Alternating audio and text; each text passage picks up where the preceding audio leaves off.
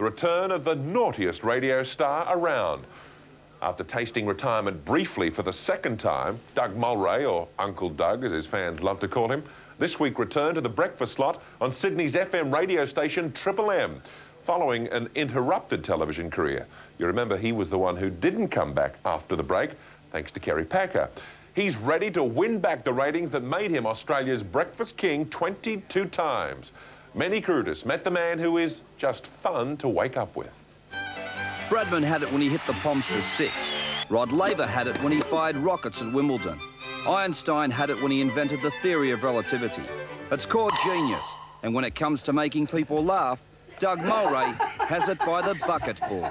Triple M would like to apologise for what Doug Mulray said this morning. The exams today are visual arts and Italian. Visual arts and Italian. Come on, kids. One last chance to help the struggling students of Sydney by demonstrating their HSC subjects. Let's go. No. Last time we demonstrated visual arts, we got a lot of complaints, remember? Oh, yes, that's right. Because radio is not essentially a visual medium. We tried to conjure an image by using the listener's imagination. And we did something like this. Oh, dear.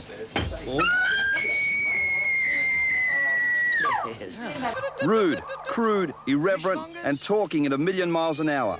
Uncle, doctor, whatever you call him, Doug Mulray, the shock jock of Sydney breakfast radio, is back on Radio 2 Triple M. Something for veterinarians, there we go, and of course something for electricians. Something for everyone, really. Sex, Doug, and rock and roll. The start of the day is dawning, and broadcast every morning. They're sure to leave you yawning. The Mulray family. There's 80 and they're wacky, irreverent and tacky. They stand for each backing. The Mulray family.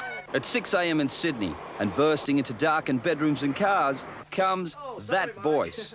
Hello, my little ratings rascals. Hello. It's your Uncle Doug here. He's literally laugh a minute. He likes nothing better than an audience. Is that tight bastard reversing the charges again, is he? Yes. And while he loves the microphone, he doesn't exactly hate the camera. Well, we're straight into this. I haven't had any wardrobe or makeup advice or anything. How's my hair? Makeup's fabulous.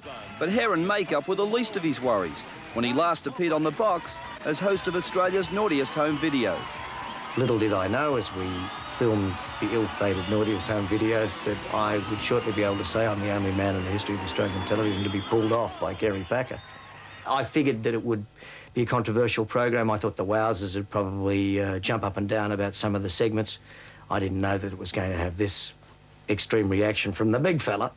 Australia's politicians might be monstered by Packer, but Mulray fears no man.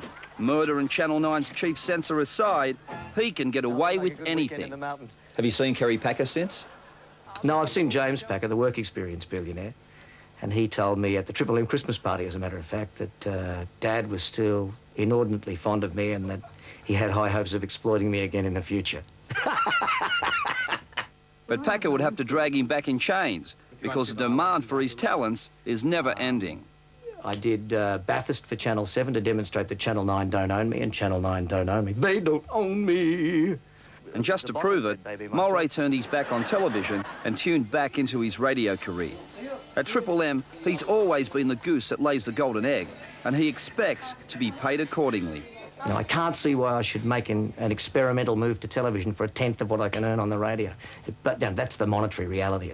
And Mulray can afford to be choosy. Whether it's radio or TV, he's a ratings winner.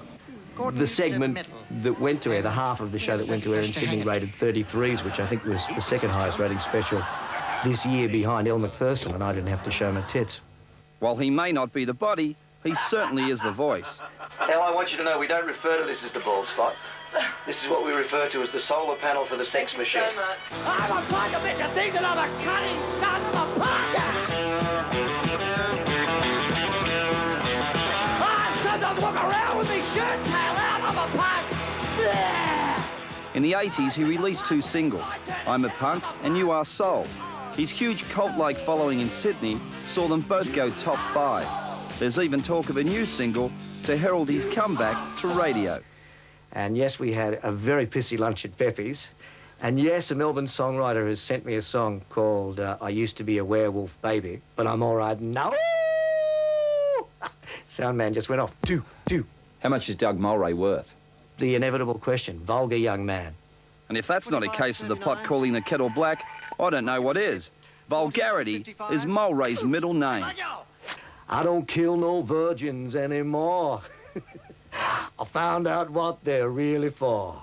Stay tuned for further bulletins. And Sydney will be anxiously awaiting the resumption of Mulray's war of words with arch-rival station Today FM. Before his retirement, or should we say intermission last year, they launched an unlikely weapon in the battle for supremacy on the FM band. Yeah, I did defame him. I said he was overweight. A recycled bath map called Aggro found a chink in Mulray's armour. G'day, this is Aggro on Today FM. Hello, Dougie. Humorous words for some, but haunting for Mulray. Today spared no artillery knocking Mulray from his perch as Australia's #1 breakfast radio star. He's the first to laugh at himself, but watch the smile disappear when the enemy takes aim at his family.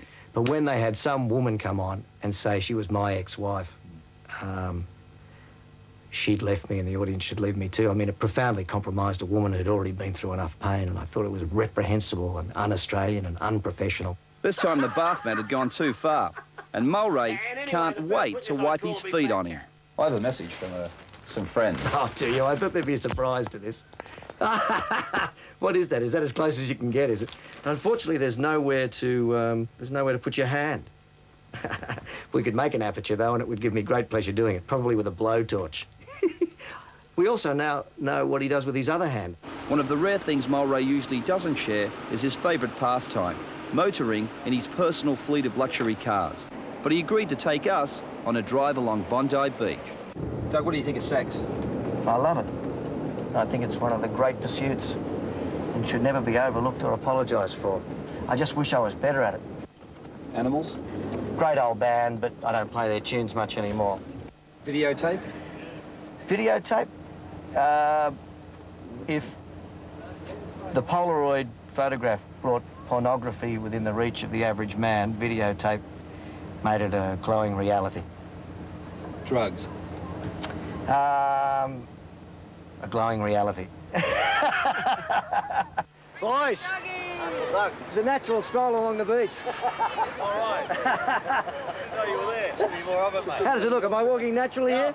Mulray steadfastly protects his family from public life, but trying to enjoy the simple pleasures has taught him that fame has a price that even he can't afford. It's great. It means that you're doing the right thing. I mean, it means that, you know, if you set out to win people's affection, you succeeded. But it's an intrusion, you know. It means that I can't come here, whether you're here or not. That'll happen to me, you know.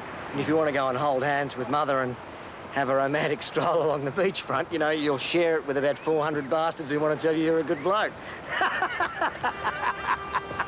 Do you have any regrets? Yes, I regret that I'm not taller and younger and more attractive to women.